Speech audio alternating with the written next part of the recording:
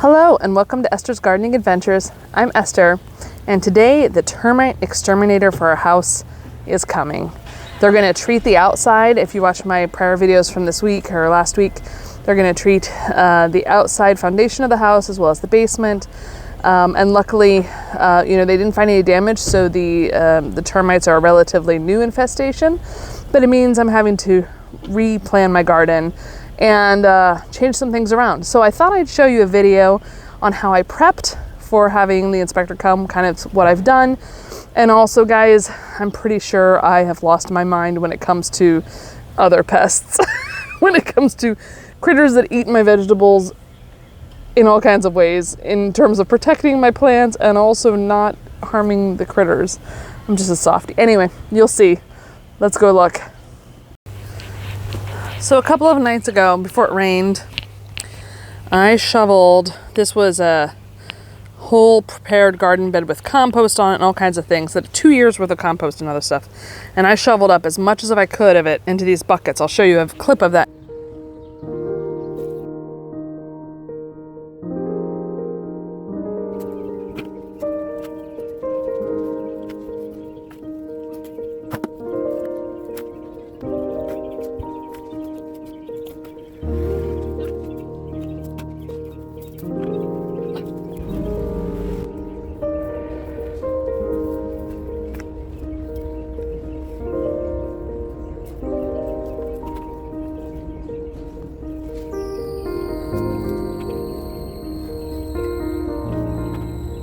And I moved a little bit over here, but I plan on putting a lot more in this bed.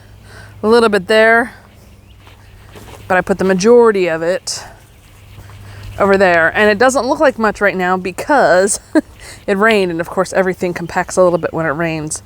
But that'll give you an idea. Since I'm going to be growing vegetables over here and it's not very deep of a bed, I really need it to be more deep enough to be able to grow peppers and potentially tomatoes over there. So, and I'll probably spread it over here as well once I move that fence.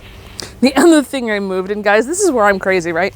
I'm trying to treat pests. I'll show you the backyard, how I had to create a cage over my vegetables because some critter has been eating all my romaine lettuce. And then I'm sitting out here and I see a rabbit nest, and what do? I move it. I moved the babies. Let me show you. Here's where it was. You can see the rabbits in our area, they just dig a little cup-like hole. They dug through, had some good teeth to dig through this thing. Hell, I can barely break it normally. But this is right where they're gonna dig the trench with the poison. And I didn't want them accidentally stepping in the nest and killing the babies. And yes, I know rabbits are a pest, and yes, I know we shouldn't encourage them, but I have such a soft heart, I can't help it.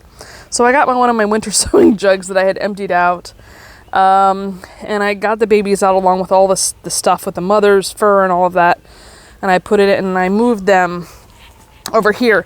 And there had been all kinds of bags, you could see the bald spots where the bags have been sitting, that had kind of protected that area from being seen from predators. So I recreated it for the rabbit. I put the bags on either side, the bucket. I put it near a nice thorny bush that I need to trim back, but I'm not going to do it today.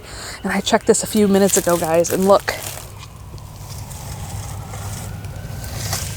There's mother's fur, that's fresh fur.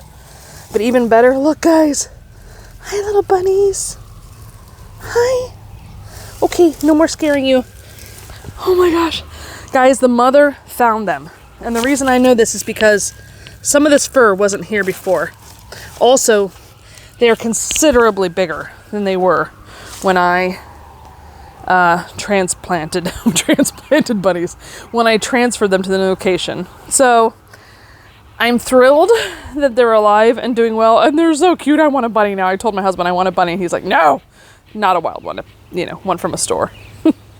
But I also know that they're very close proximity to where my plants are going to be, and I'm going to regret it. I'm going to rue this. But guys, aren't they cute? I just couldn't help it. In addition to moving all this dirt, I also tried, this is not going to be their permanent home. This is another interim solution, but I dug up the cabbage and transplanted it into this container. Made sure it was covered with bridal tool.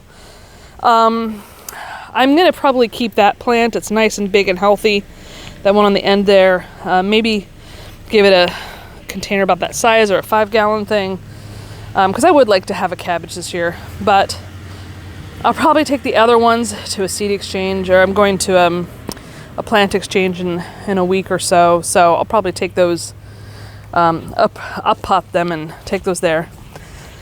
And then this was my flower bed, but it is now also an herb bed. I moved the cilantro from over there to here, and I moved the dill here. Nice. It looks like this was 2 days ago. Looks like it's doing pretty good, so I'm pretty thrilled. Now, I don't think they're going to get as big as they could. The cilantro will do fine because it doesn't have to have a lot of sun, but dill likes a lot of sun, so I don't know if it's going to grow very big. But it does mean I can continue to have dill in my fresh salads. I'll tell you the story of this. I came out 2 days ago in those beautiful romaine lettuces, and I had made a huge salad, so I got a lot of my romaine before the critter, the bunny or whoever it was. They got almost all my romaine, and so I proceeded. Now you can't see this time. Here's some of the tool that was there before. I proceeded to put up these, not this chicken wire abomination, scary looking thing, but I put up tulle. I put up bridal tool. I thought, well, maybe it'll be a deterrent to them. Well, I came back out and the critter had dove through the top of the tool, which makes me think it was probably a squirrel that came from that tree, a mulberry tree. And it dove into the thing. You could see the crash hole through the tool. Then you could see that it came out that side and it crashed through that end, and then it ate some of my kale. See that? That ate my kale and then crashed back out the side. And this is new tool that's there. So yesterday I took my I have a little bit of chicken wire left. I took out my roll of chicken wire and zip ties, and I took 2 pieces of chicken wire. I didn't make it quite long enough the first time so it doesn't cover the entire bed. And I made a cage. Guys, I made a chicken wire cage. Today I trimmed it up a little bit because it was a lot worse than this, but I did the same thing here. This is a chicken wire cage, guys. I defy any critter to get into there. And I just cut them, but I'll put it back. I've been zip tying. I've definitely gone insane, you guys. I zip tied it to this so they couldn't lift it up. I need to do that again to make sure they can't get in. So, and I put a rock on top to help keep it from coming up. And, you know, I 100% could have trimmed down the zip ties. But guys, it's not the front yard, so it doesn't have to fit the pretty bill, you know, making things pretty this year. And in addition, I kind of want it to be scary. I kind of want it to intimidate the critters. I don't know if it was a squirrel coming after my stuff, or a rabbit, or a groundhog. I think it was probably a groundhog.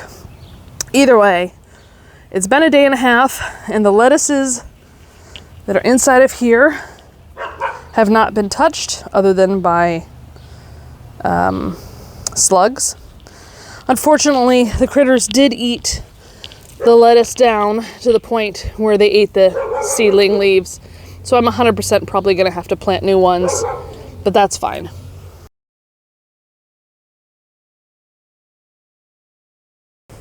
So the exterminator just came and he dug a trench, as I had discovered, from the well.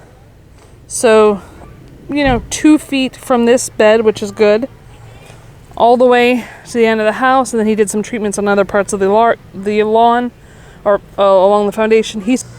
And I watched him do it, and it was a spray, but it was a like liquid stream, jet stream of liquid. So it wasn't going into the air. It wasn't atomizer or anything like that. Anything that would be a concern to me of anything that would be a concern to me of him, of the poison getting anywhere else. Needless to say, this bed is going to have raised container. It's going to have containers on it. I'm not going to do this bed. It's too close to where they treated. But the fact that he was willing to stop the treatment here. He said he'd be fine. They also treated the basement. Means that I feel pretty safe, at least for now, leaving these garlic to grow and finish their thing. And then I'm going to pull up the garlic, and this is going to be a flower bed after that. It's still far enough from the foundation. It's close enough to where I had the treatment done that I'm a little bit too nervous to have food in there this year. Next year, I'm going to raise the height to 12 inches, which was the recommended height for the kind of treatment he did, which will reduce the chance of the roots getting down to the main soil. Yeah, so glad to have that done. And you know what? I'm really glad I moved that bunny rabbit hole, because look, that's where the bunny rabbit hole was, and that's where he dug. So, yeah, it was right there. So that would have very much been in his way. Well, I'm glad to have it done. All right, that's it for this video. I have tomorrow off, and so I'm going to enjoy doing stuff in the garden very much. And I'm glad to have this done. I'm glad to have our house safe, and I'm ready to get on with getting ready for the summer garden. So if you enjoyed this video, please hit the like button. If you aren't already a subscriber, please consider doing so. And make sure you have that bell button hit so you get alerted when I post new content. And otherwise, I'll see you next time.